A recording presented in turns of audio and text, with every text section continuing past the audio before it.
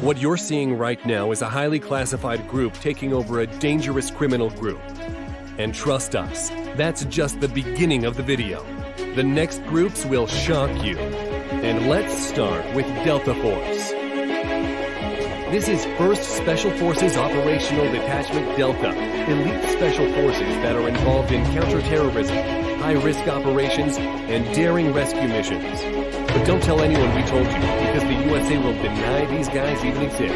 What we do know is that since Delta Force was formed in 1977 by Colonel Charles Beckwith, the group has been involved in many dangerous top-secret missions. Taking down a Somalian militia leader? Easy. Rescuing an army helicopter pilot? Easy. What else? What about Saddam Hussein? The group helped capture him in December 2003. For those of you who thought it was in the past, these guys recently took down ISIS bad guy Abu in Syria. What do you think you need to be in Delta Force? Big muscles? Maybe the fierce look? No. First, you need to be in any armed service. Then you have brutal physical and psychological tests, which consist of... Okay, no one knows what it consists of because everything is classified. But that's not the end. Then you're taught to pass brutal marksmanship and covert tradecraft. CIA tactics like dead drops, where you pass secret information to another agent without getting caught, and other espionage methods during a 6-month-long course. You may think that's the most badass special group in the world. That might be true, until you hear about Russia's Alpha Group. They're terrifying. It's nothing you've heard or seen before. What they've done is the most insane fantasy of a secret. Alpha Group was created in 1973 in response to the Black September attacks and the 1972 Munich Olympics, and first gained notoriety for its use while the presidential palace in Kabul during Russia's invasion of Afghanistan in 1979. But it is the group's involvement in 19 in Lebanon that earned Alpha Group the reputation of being a vicious but effective counter-terror unit. On September 20th, 1985, the Islamic Liberation Organization took hostage 4 Russian diplomats in Beirut. The terrorists warned Moscow would lose all 4 Soviet captives if their demands were not met. When the terrorists took out one of the diplomats, the time for talk was over, and Alpha Group was sent into action. What really happened is not known, but many stories say that Alpha Group took hostages of their own, relatives of the terror group, and the rest of the details are too gory to tell here. But families of relatives received packages with, you know what was in the packages. Since then, Alpha Group has participated in several high-publicity missions taking down terrorists, insurgents, and kidnappers. As with other special forces around the world, Alpha Group participates in live-fire exercises and are known to shoot at each other, hoping their body armor holds, and shoot back and hit paper targets behind the guy that just shot at them. That said, Alpha Group shooting drills are considered one of the most dangerous in the world. Okay, the next group might not be as deadly as the previous one, but they're well known for their brutal training. The Caibiles are a special operations wing of the Armed Forces of Guatemala. Sweating and exhausted recruits jump blind from a 33-foot platform into a narrow river and march 12 miles through a grueling uphill course loaded with equipment. Okay, you might be thinking, what's the deal? A few years of training and you're okay with it. But do you know that you might be forced to eat dog and snake entrails?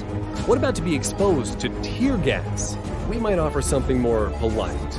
In a class of about 40 candidates, only 7 or 8 make it to the end and become Caibiles. What about being part of Duvdevan?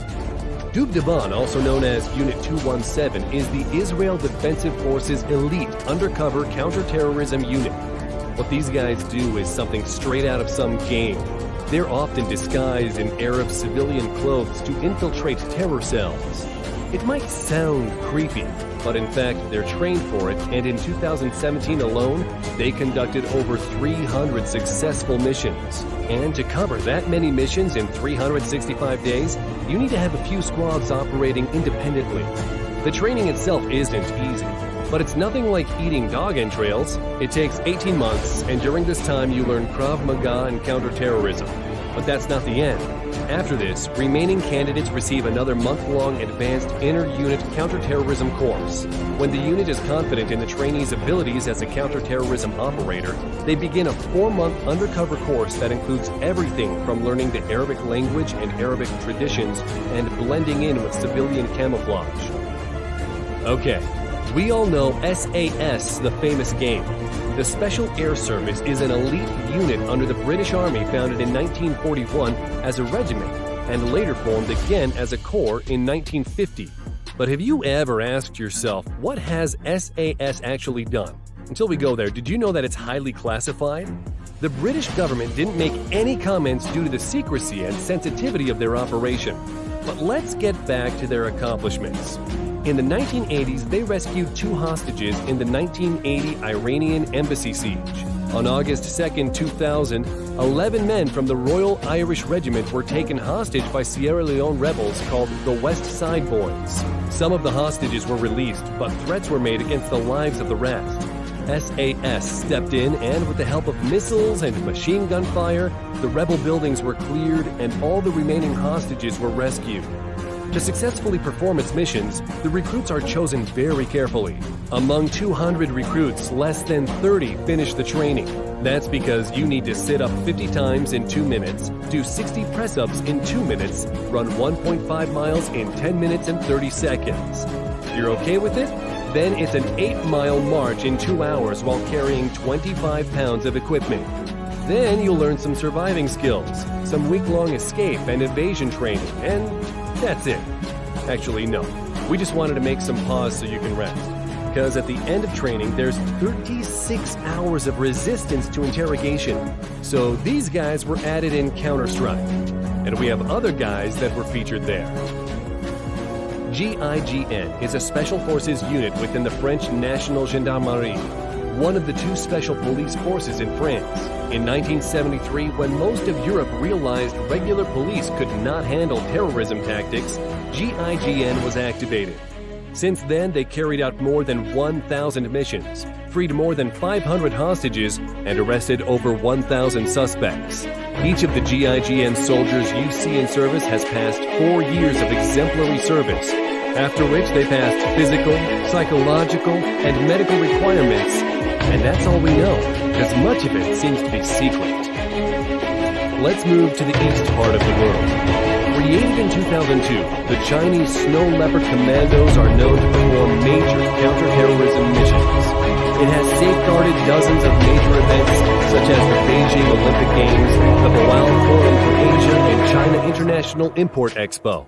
But that's not the most impressive part. Their training is what makes me wonder how that's even possible. To be commandos, the recruits must complete more than 50 tasks, and training includes 200 push-ups, 200 sit-ups, 100 squats, lifting barbells 200 times, and carrying 77 pounds of gear for 6 miles, with only a 4-hour rest every day. Most recruits are 18 years old, making them the youngest special forces on the planet. And these guys are known for setting some crazy records.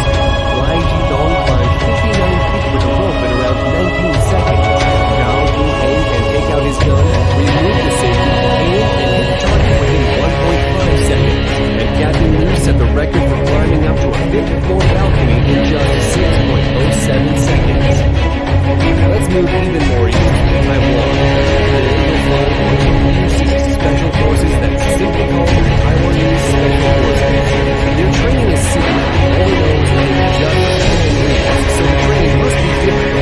But that doesn't mean we don't have something good. Check out the Road to Heaven, the final stage of the training.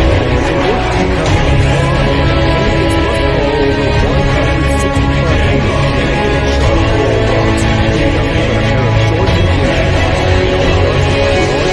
From standing to planking position, which immediately after, the recruits have to crawl through the rocks on the points of their knees and elbows while their comrades cheer them on with the "I don't feel pain" chant.